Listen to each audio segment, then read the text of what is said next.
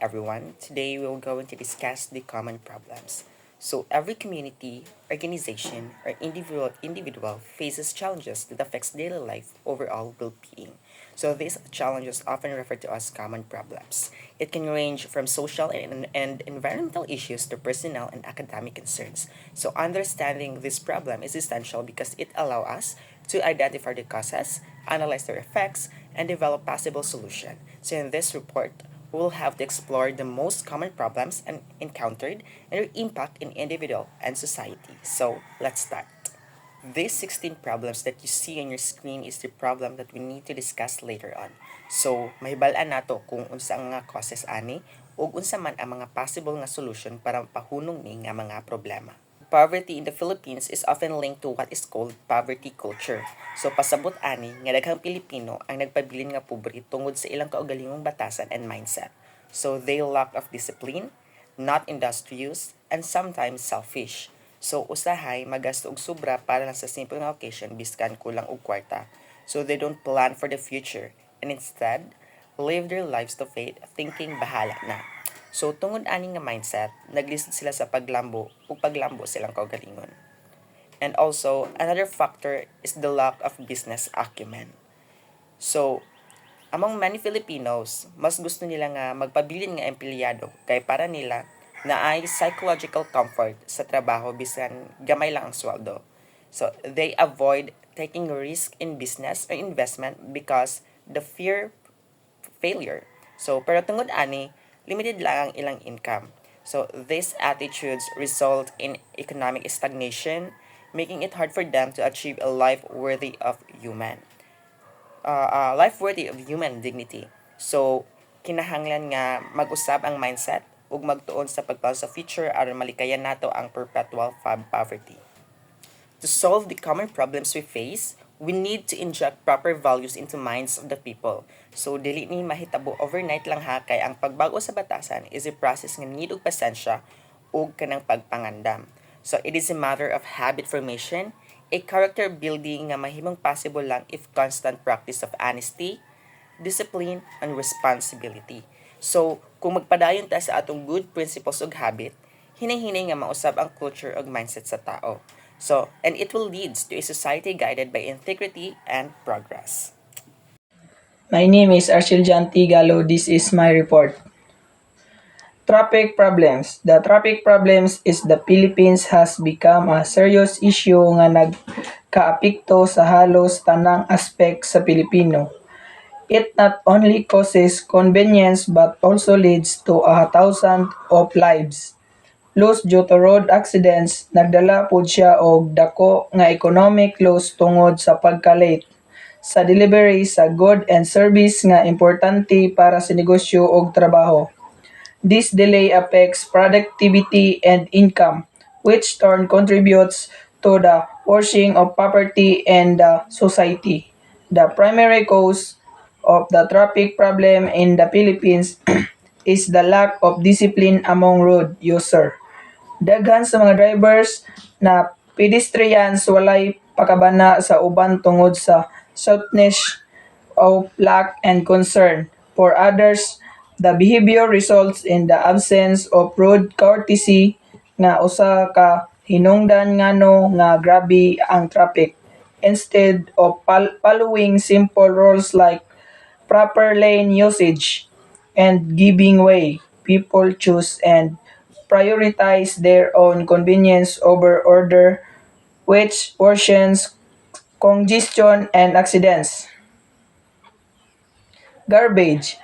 Like the traffic problems, the garbage problem also brings a huge burden to the government as in cost millions of pesos for garbage collection, disposal og panglimpyo sa mga estero ug canals. Kini nga mga basura kasagaran nagbara agianan sa mga kanal nga maoy hinungdan sa pagbaha. Daghang lugar nga situation those not only waste government funds but also creates health and environmental issues nga naghatag og mas dagkong problema sa tao. So ang disiplina og rights sa waste management practice is importante aron malikayan ni nga problem. The main reason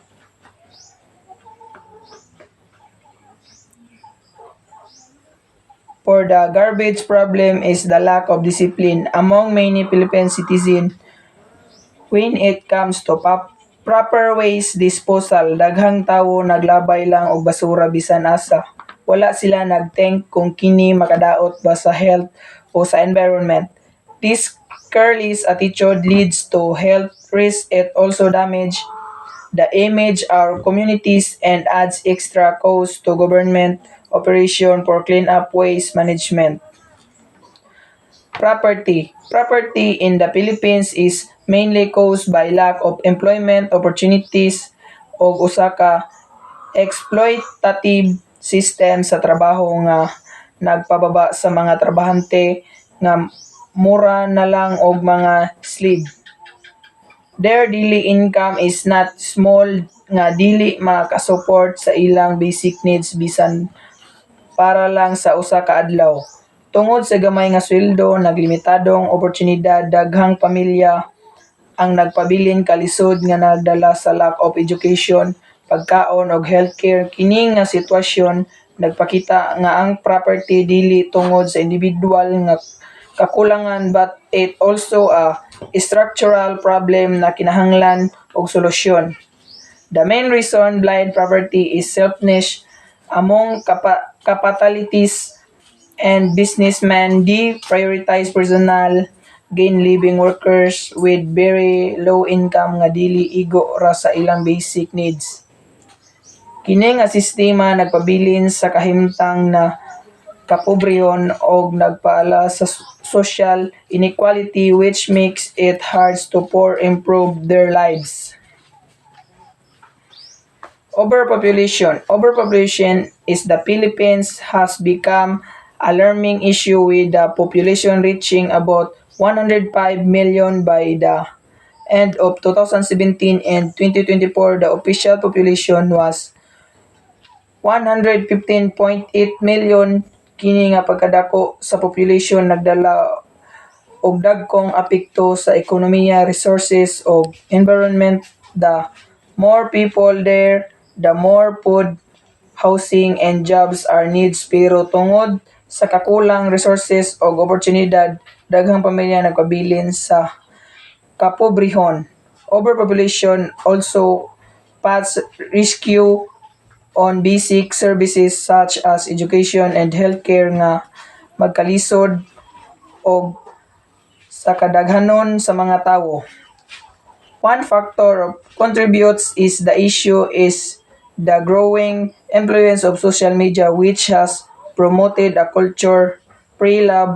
Kini naghatag og mas daghang oportunidad para early and unplanned pregnancies, especially among the youth tungod sa kakulang sa sex education og gusto sa guidance. Daghang batan-on mga nahulog sa risky behavior nga nagresulta sa unwanted pregnancies. This cycle continues to add to population growth, making it harder to families and government to cope with the demands of increasing population. As a response, the government has resorted a different strategies like condom distribution to school students, active campaigns, RH law gihimo kini aron makahatag og awareness sa responsible parenthood og family planning. However, despite these efforts, there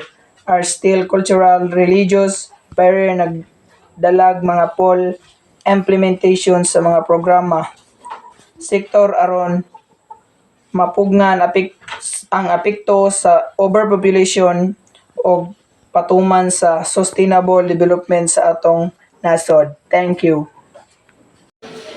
Corruption in the government. Corruption in the government is mainly caused by poverty among the economy. Daghang botante nga focus pagpili sa kandidato dili tungod sa ilang kwalifikasyon kundi dili tungod ilang kapasidad nagpapalit o pinaagi sa kwarta o vote buying. Tahay ka makalingkod na sila sa ilang sa governance, dira na sila mangurakot kay kanang pan. Wala sila nadaog sa kanang sa paborito na wala nadaog sila kay kanang gipalit nila lang buto mo pag abot sa pan sa makalingkod na sila sa government, dira na sila mangurakot.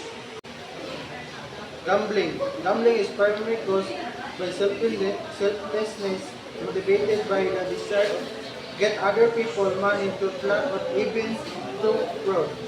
And ang tinuod nga dautan sa sugal mao na selflessness sa mga tao nga gusto nila makakuha sa kwarta sa uban pinakadali nga pumagi. Instead of working hard and earning honestly, they rely on chance which often leads to conflict and even crime.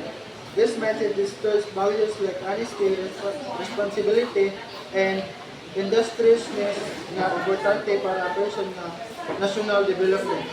Aside from its moral implication, gambling does not produce an economic goods or services. Mga wala kini kontribusyon sa economic growth. In fact, it promotes idleness and the mahala na habit where people depend on luck instead of effort and planning. Daghang tao ang nag-anto sa utang sa pagkalisod tungod sa pagkahilig sa sugal. Kaya kanang example kay kanang murag na over na sila sa ilang sugal, masilaw sila nya mapilde nung makauna-una sila o kanang pangawat kanang hold up ana kay nasila na mo sila sa ilang pagsugal. Bahala na habit. The bahala na habit reflects the tendency of some Filipinos to leave everything to fate or chance instead of taking control of their future. Kini nga batasan nagpakita nga daghan walang magplano para sa ilang kaugmaon. Ug masaligon lang sa swerte. Tungod kini, daghang tao mahimong happy go lucky. Walay klarong tumbong sa kinabuhi o mahimong kapulan. Ang pinakagrabe dili na sila maningkamot alang maayo ang ilang mga kaugmaon para sa ilang kaugalingon o para sa ilang mga anak mo nga nagpadayon ang kalisod sa sosyedad. Aron malikayan kini, kinahanglan nga tudloan og ang youth og pagbaton og responsibilidad og pagpaningkamot. Kinahanglan masabtan nila dili sila kapalaran ang magbuot sa atong kinabuhi kundi atong buhatan og desisyon ng values sama sa pagkamatinud-anon, pagka-responsible o pagtabang uban kinahanglan mag-instill sa ilang unahuna.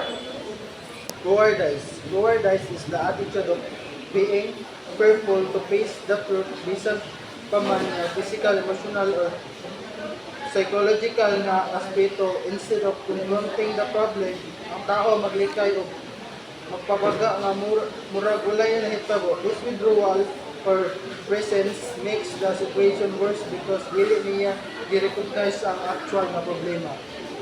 Imbes nga mangita og solusyon, the person resorts to ignoring reality, which is sign of lack of self-confidence o kakulangan sa sense of responsibility. Muna ang resulta sa bahala na habit nga nagaingon nga pasagdan lang ang tanan. When fear takes over, ang tao wala na creative thinking o mawala ang bravely nga kinahanglan para masulod ang problema. Para ma-eradicate ni nga problema, we need to install values like self-confidence, self-esteem of responsibility.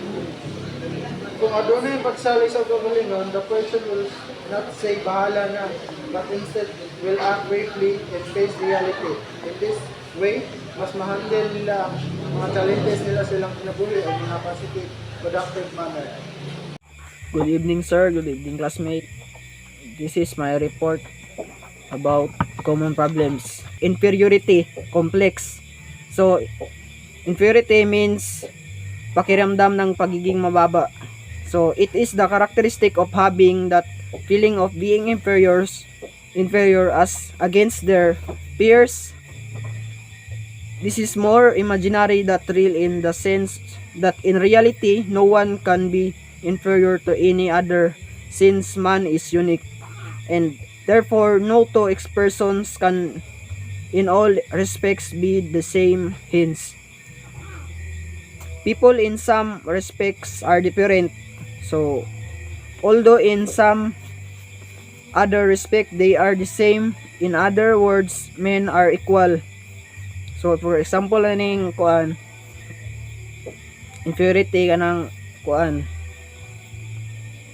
kanang classmate mo nga kana kung pakiramdam yun niya nga kanang mababa gid siya ba nga di siya kabalo makipaghalubilo kanang kuan gid siya kanang ginadibdib niya ang mga kuan sa mga classmate niya, ginadibdib niya kanang mga istorya nga sakit niya, di siya musukol kay pakiramdaman niya nga kuan siya kanang mababa. So next kay kuan, parasitism and dependence. It is the characteristic of being dependent to another person, especially on matter relative to the economic aspect of one's life. This prevalent in what we call the extended families, whereby children, even if already at the majority age, in if they are married, are still economically dependent upon their parents. So for example aning kuan, so extended family, it means kanang kuan ba, maskin nana siya sa kasal na siya nya, nana siya sa saktong edad niya, nagyapon siya sa iyang pudir sa ginikana nagpuyo, nagsalig yapon siya nga kuan kaning nagsalig sa financially o emotionally, ay tama ba o dili financially ra niya kuan. So nagadepende gyapon siya sa yang nagadepende siya sa parents niya kay wala man siya maatuan lain. So next kay kuan, hypocrisy is basically pretentious, whereby one makes it appear to be what he is not that he is. So wants to appear better than he is. Actually, this is negative because it tolerates this a distorted personality as he projects a kind of personality as he projects a kind of persons he is not thus fundamental by nature. So kaning hypocrisy kaning money mga tao nga kanang mapagpanggap maskin kuan na sila, maskin nasakitan na silang kuan silang atubangan kanang tahay kanang kuan kay istorya maskin o classmate man kanang maskin kuan god na sila problema ba nagangisig yapon sila kay di nila gusto makitaan nilang tunay na kuan naramdaman. So for example na kanang nay problema sa balay kuan financially or kuan man emotional or family problems. So kasagaran na nila kanang kuan moadtog eskwelahan nya makighalubilo sa tao wa ta kabalo basig nagnisingisi ra na siya pero nanay problema dahil sila ang balay. Then thank you. The utang na loob is a Filipino trait of paying back for whatever favor was granted to him. When the same is done at the expense of justice and where moral or ethical consideration is being sacrificed, then it becomes a negative trait.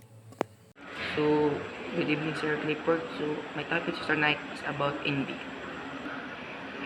Envy is the mother of all evils. It's a once insatiable desire to acquire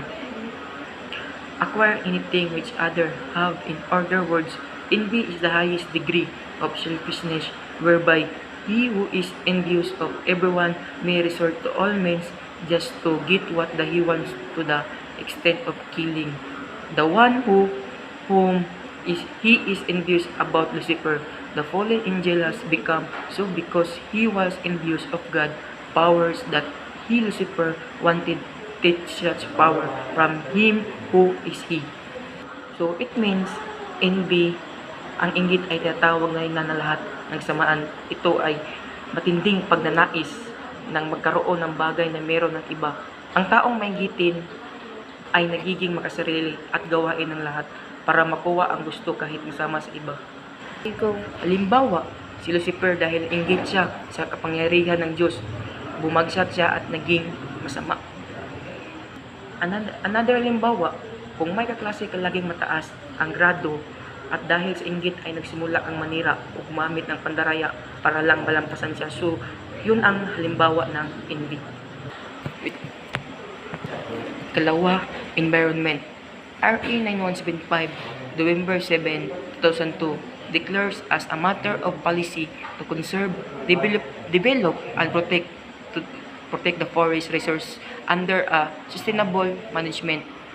RA 9168, June 7, 2002, also declared as a matter of policy that the state recognized that an effective intellectual property system in general and the development of a new plant variety in particular in vital in attaining food security for the country.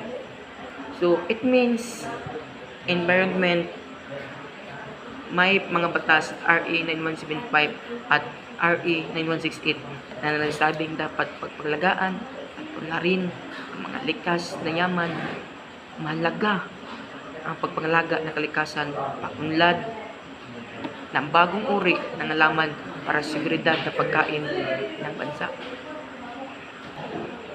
Halimbawa, pagtatanim ng mga puno pagkatapos magputol at pag-iwas ng pagsunog ng basura.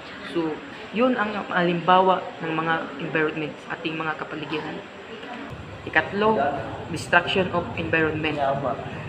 Deliberate destruction of environment in terms of illegal logging, irresponsible mining, and improper disposal of garbage and other pollutants, kaingin, etc. are manifestation of man-made calamities aside from war with its annihilation effect.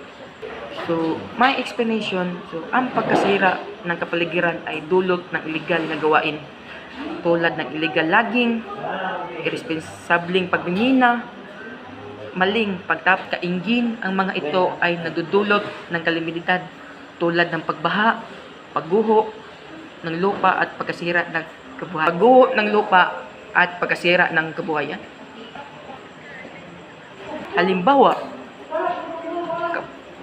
Halimbawa, kapag may taong nagkaingin o nagsunog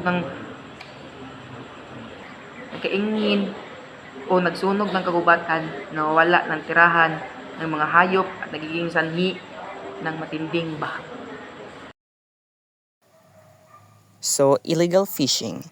It shall be unlawful for any person to catch, take, gather, or cause to be caught, taken or gathered fish or fishery aquatic products from Philippine water with the use of explosive, obnoxious, or poisonous substance or by the use of electricity, provided the mere possession of such explosive with intent to use the same for illegal fishing as herein defined shall also be punishable.